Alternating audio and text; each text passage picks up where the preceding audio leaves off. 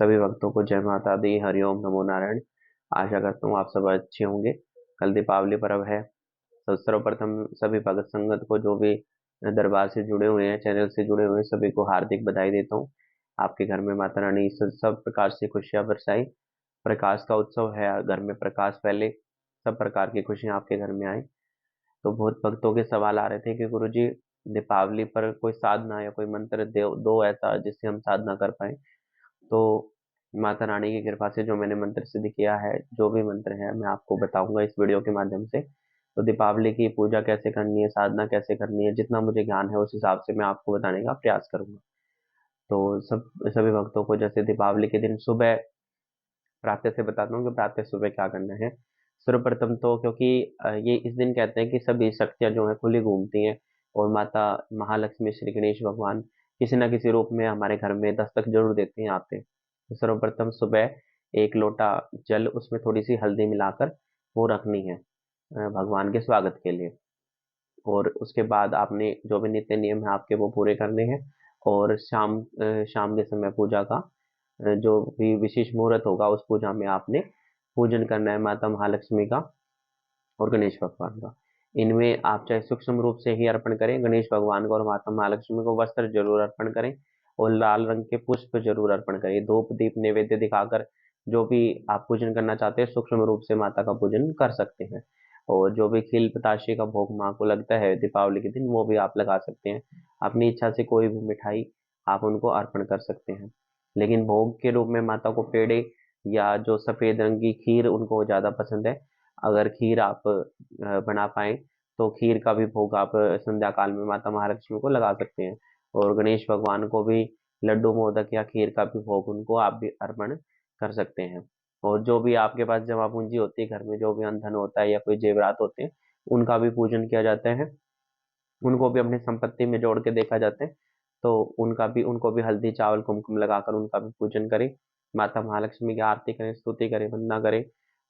और जो भी आपके प्रियजन है, जो भी आपके परिवार के जन है, उनका सभी को वहाँ उनको माता रानी के चरणों में उनकी अरदास लगवाएं, उन माथा टेकवाएं और सभी मिलकर भली भांति उनका पूजन करें।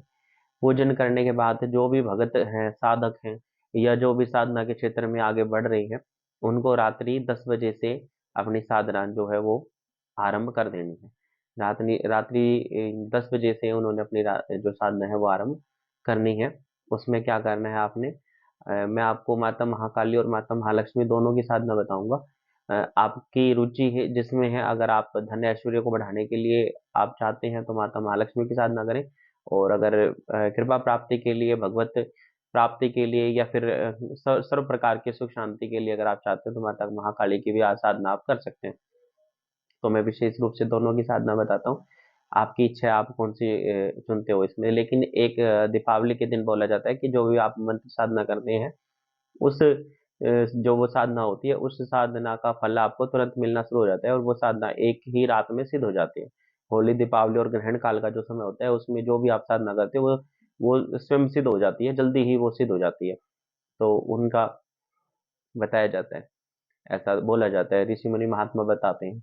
तो जैसे अगर मैंने आपको बताया माता महाकाली और महालक्ष्मी की, तो उनमें कैसे करना है। माता अगर काली की आप साधना करना चाहते हो तो उसके लिए आपने क्या करना है, 1.25 किलो तो पेड़े मंगाने हैं और 1.25 मीटर काला कपड़ा लेना है। 2 पान लेने मीठे और 7 कील लेनी है। ये आपने रखना है। माता महाकाली की कोई प्रतिमा है, कोई मूर्ति है या कोई तस्वीर है, तो उनके सामने आपने उनको अर्पण करना है।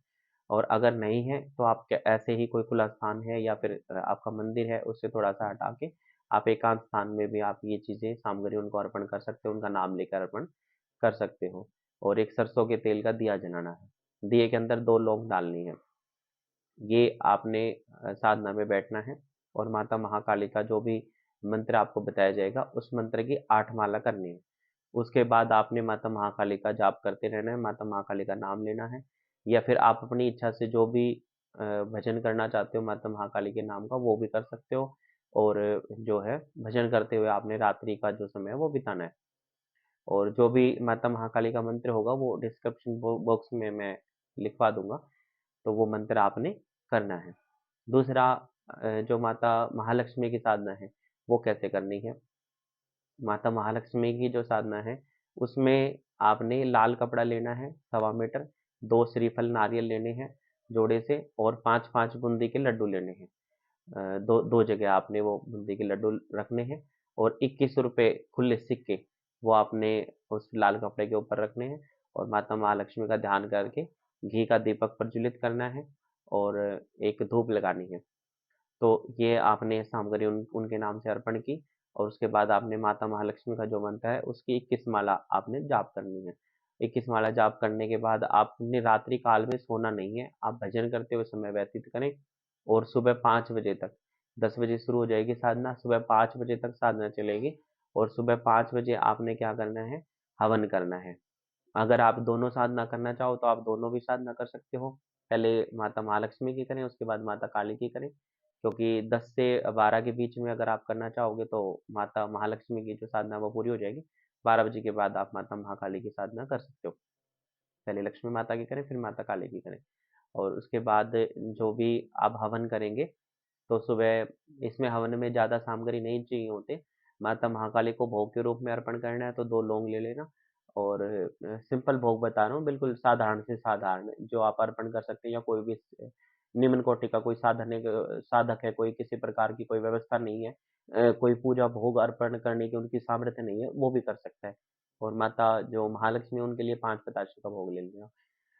तो सुबह आपने क्या करना है, हवन करना है। हवन में क्या करना है, जो भी आपने घी का या तेल का जो भी दिया जलाया है वो हवन के निकट रखना है, और उसमें अग्नि प्रज्वलित करके लकड़ियाँ लगानी है। आम की लकड़ियों से भी हवन किया जा सकता है, और पीपल या बरगद की कोई लकड़ी हो उनसे भी हवन कर सकते हैं, वो शुद्ध मानी गई है।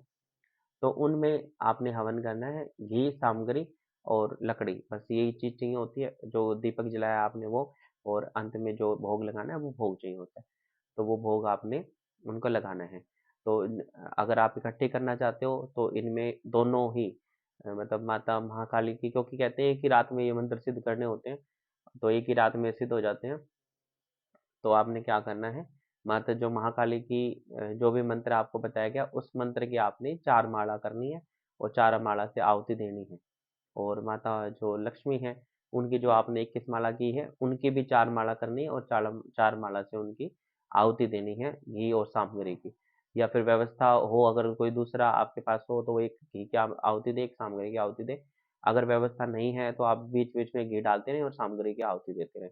उसके बाद आपने क्या करना है, माँ की आरती करनी है। अगर आपने दोनों शक्तियों की साधना की है तो दोनों शक्तियों की आरती करें, माता महालक्ष्मी का करें, फिर माता काली की करें। और अगर आपने एक की है तो एक की आरती करें, उसके पश्चात उनके नाम से निमित्त भोग लगाएं। और अगर आप दोनों की करना चाहते हो तो दोनों का भोग भी लग जाता है एक ही हवन कुंड में। और फिर आप हवन में भोग लगाकर समायाचना करें माता रानी से, मंत्रहीनम क्रियाहीनम बुद्धिहीनम सुरेश्वरी, यद पूजितम मया देवी परिपूर्णम तदस्तु में। हे माता महामाया, हे कल्याणी, हे त्रिपुर भैरवी, हे त्रिपुर सुंदरी, हे माता, अगर इस पूजन में, इस साधना में मेरे से कोई कमी हुई है, कोई घाटा हुआ है, किसी प्रकार से कोई त्रुटि हुई है, या कोई भोग सामग्री अर्पण करने में मैंने कोई गलती कर दी है, तो माता महामाया आपकी कृपा से वो पूर्ण हो जाएँ। आप सबको पूर्ण करने वाली, आप पूर्ण हैं, आप परमेश्वरी हैं, आप शाश्वत, आप ही सत्य हैं। आप इस साधना को सफल करें और इस साधना का फल मुझे प्रदान करें। तो इन साधना का फल माता रानी जो है आपको प्रदान करती है, उनसे शनि आशीर्वाद लें, और जो भी आपने रात्रि काल में साधना का जो समय रखा था वो अपने गुरुजन को अर्पण कर दें। अगर किसी ने गुरु नहीं बना रखे तो वो शंकर भगवान के मंदिर में भी अर्पण कर सकता है, और अपने गुरु का भी आशीर्वाद लें, क्योंकि कोई भी साधना होती है या कोई सेवा होती है बिना गुरु के, बिना शक्तियों की इच्छा के वो सफल नहीं होती। जब जो भी आपने साधना का समय है, जब आप गुरु को अर्पण करते हैं और उनसे आशीर्वाद मांगते हैं, तो वो जो साधना है वो सफल भी होती है, और उस साधना से होने वाले जो परिणाम होते हैं वो गुरु आपको बताते हैं और आपको समझाते हैं कि भाई ये साधना से ये शक्तियाँ जागृत होंगी, और इस साधना से ये आपके जीवन में फर्क लगना शुरू हो जाएगा। तो उनका वो उचित और अनुचित जो भी होते हैं, लाभ होता है या हानि होती है, वो सारी चीज़ें आपको समझा देते हैं और आपको बता भी देते हैं। तो ये साधना गुरुजी ने मेरे से करवाई थी, मेरे को पता है। और ये साधना जो भी भगत साधक करना चाहता है, तो अगर किसी के गुरु हैं तो बहुत अच्छी बात है, उनको अर्पण करें। और अगर किसी के गुरु नहीं है तो वो शंकर भगवान के मंदिर में सुबह जाकर, दीपावली से अगले दिन सुबह जैसे 5 बजे के बाद जो भी समय होता है उस समय में आप जाकर उनको अर्पण करके आ सकते हैं। और जो भी साधना का जो समय है उसमें मतलब भगवान का भजन करते हुए आपने समय व्यतीत करना है। तो इसमें कोई भी खाने-पीने का कोई ऐसा परहेज़ नहीं है।